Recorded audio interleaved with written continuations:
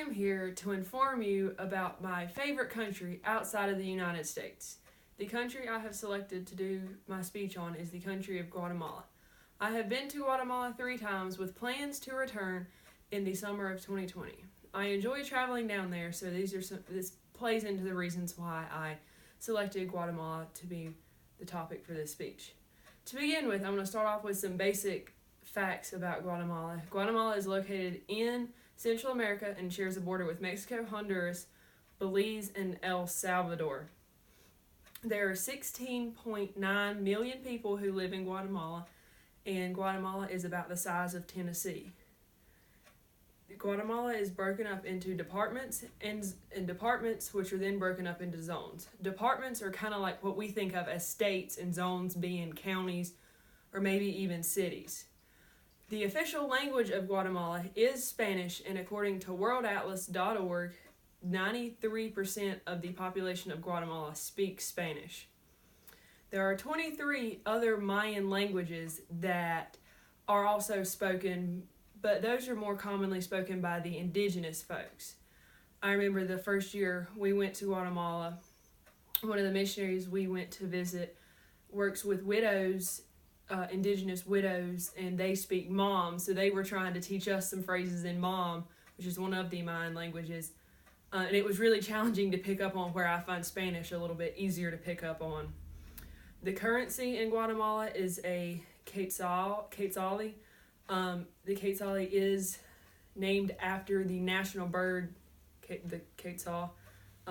According to exchangerates.org, the average exchange rate for $1 to quetzali is about 7.68, so you get 7 quetzalis or so per US dollar, and I have here a paper version of a quetzali. It's just 1 quetzali.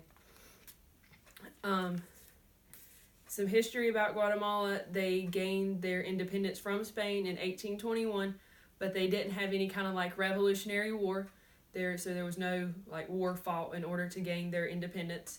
Something I found interesting as I was researching and preparing for this speech was that the capital city has moved twice since Guatemala was founded.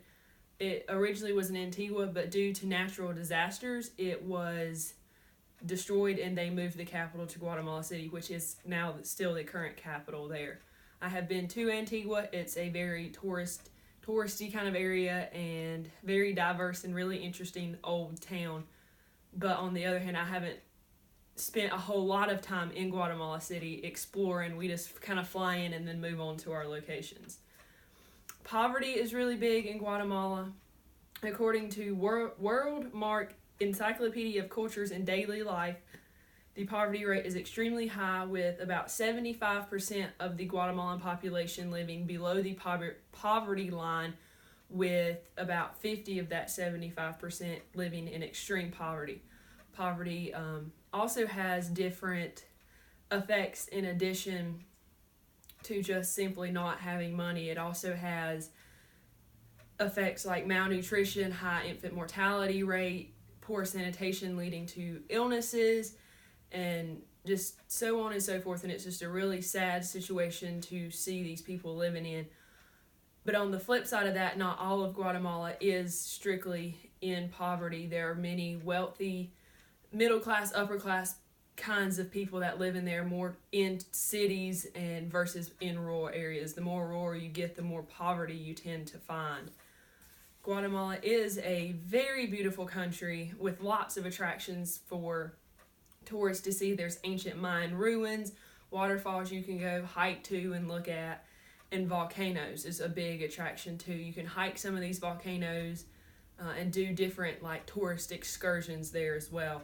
According to Encyclopedia Britannica, the southern Guatemala is dominated by a string of 27 volcanoes, one of the most common ones being Volcano Fuego, which is very active and still erupts to this day. Most of these volcanoes are active, whether they're dormant, but many aren't extinct.